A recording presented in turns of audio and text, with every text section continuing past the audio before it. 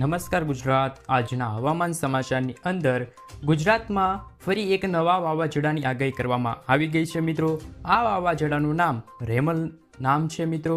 આ વાવાઝોડું ગુજરાતમાં 1-2 દિવસ નહીં પરંતુ 7 દિવસ તેમની અસર ગુજરાત રાજ્ય પર રહેવાની છે મિત્રો।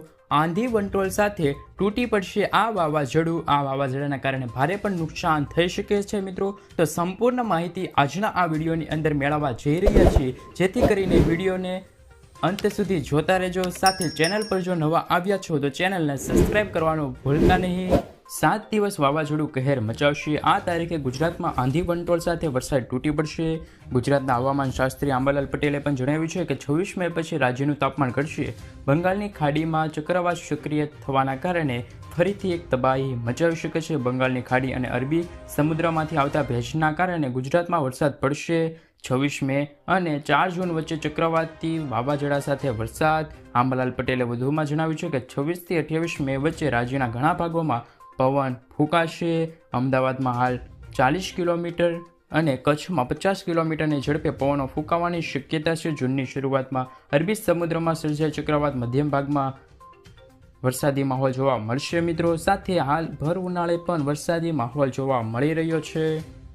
સાથે મિત્રો વાત કરીએ તો આવતીકાલનો દિવસ ભારે રહેશે। 70 કિલોમીટરની ઝડપે પવનો ફૂંકાશે। વાવાઝોડું ક્યાં વિસ્તારમાં પહોંચ્યું છે તેમની વિશે વાત કરીએ તો ભારતીય હવામાન વિભાગ દ્વારા આપવામાં આવેલી માહિતી અનુસાર બંગાળની ખાડીમાં લો પ્રેશરનું ક્ષેત્ર બની રહ્યું છે, જેમના કારણે આગામી 24 કલાક ખૂબ જ મહત્વની છે। 24 મે સુધીમાં એટલે કે શુક્રવારની સવાર સુધીમાં તે ઉત્તર પૂર્વ તરફ દિશામાં આગળ વધતું હતું અને બંગાળની ખાડીના મધ્યમ ભાગોમાં ડિપ્રેશનમાં ફેરવાઈ શકે છે। હવામાન વિભાગના તાજા અપડેટ મુજબ તે ઉત્તર પૂર્વ તરફ આગળ વધવાનું ચાલુ રાખશે, ત્યારબાદ તે તીવ્ર બનશે મિત્રો।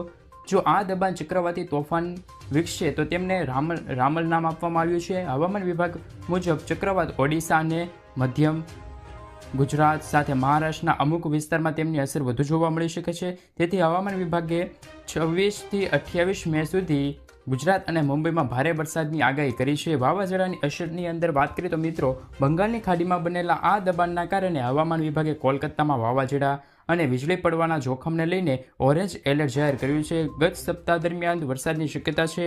સાથે ત્રિપુરા, દક્ષિણ મણિપુરમાં ઘણા ભાગોમાં હળવાથી લઈને મધ્યમ વરસાદ વરસી શકે છે। કેટલાક ભાગોમાં આ વરસાદની અપેક્ષા ખૂબ જ વધારે પ્રમાણમાં જોવા મળી શકે છે। ચોમાસા પર આની અસર થશે કે શું?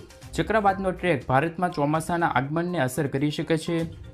ભારતીય દરિયાકાંઠા તરફ આગળ વધી રહ્યું છે આ વાવાઝોડું, તો ખરેખર ચોમાસાની શરૂઆતમાં મદદ કરી શકે છે। તો બીજી તરફ મ્યાનમાર તરફ દક્ષિણ દિશામાં પણ આગળ વધતા ચોમાસાનું આગમન વિલંબ થઈ શકે છે। અત્યાર સુધી હવામાન વિભાગે કેરળમાં 31 મેની આસપાસ ચોમાસું બેસવાની શક્યતા વ્યક્ત કરી છે। જોકે હવામાન વિભાગે આ અંગે કોઈ નિવેદન બહાર નથી આપ્યું। સાથે આ વાવાઝોડું છે તે 70 કિલોમીટરની ઝડપે પવન ફૂંકશે। હવામાન વિભાગના જણાવ્યા અનુસાર ઉત્તર બંગાળની ખાડીમાં આસપાસના વિસ્તારોમાં આ વાવાઝોડાની અસરના કારણે ત્યાં ઝડપના પવનો પણ ફૂંકાશે।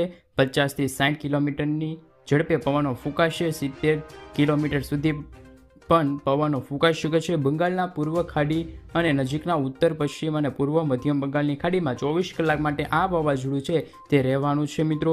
અસર ક્યાં ક્યાં થશે તેમની વાત કરીએ તો 25 મેના રોજ ઉત્તર અને દક્ષિણના 24 પરગણા, પશ્ચિમ બંગાળના પૂર્વ જિલ્લાઓમાં, ઓડિશાના જિલ્લાઓમાં કેટલાક હળવાથી લઈને મધ્યમ વરસાદની પણ આગાહી કરવામાં આવી છે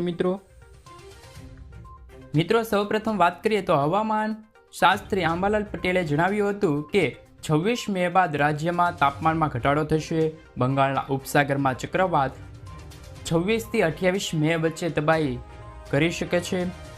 બંગાળના ઉપસાગરમાં અને અરબ સાગરમાં ભેજના પગલે ગુજરાતમાં પણ 26 થી 4 જૂન વચ્ચે આંધી વંટોળ સાથે વરસાદ પડશે।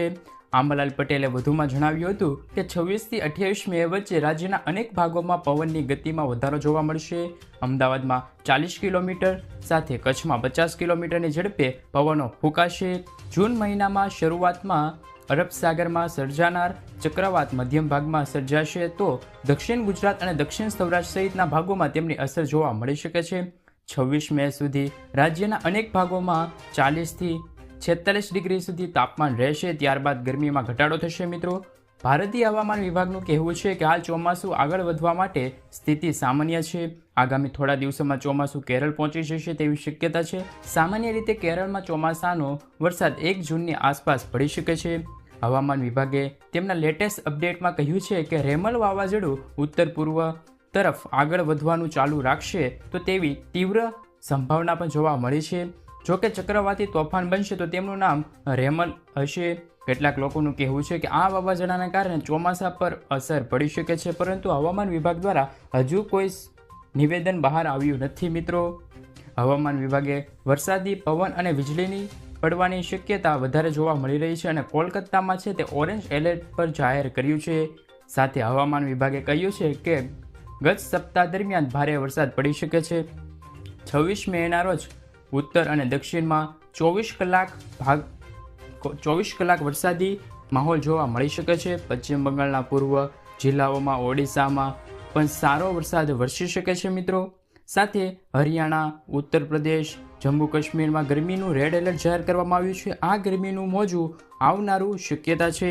ચક્રવાતી તોફાનને રેમલના આગમનને લઈને સોશિયલ મીડિયા પર ઘણી પોસ્ટ કરવામાં આવી હતી. તો સૌપ્રથમ મિત્રો વાત કરીએ તો અમદાવાદ દેશનું 7મું ગરમ શહેર બન્યું છે. આગ ઓગળતી ગરમી વચ્ચે અંબાલાલ પટેલની રાહતની આગાહી આપી છે.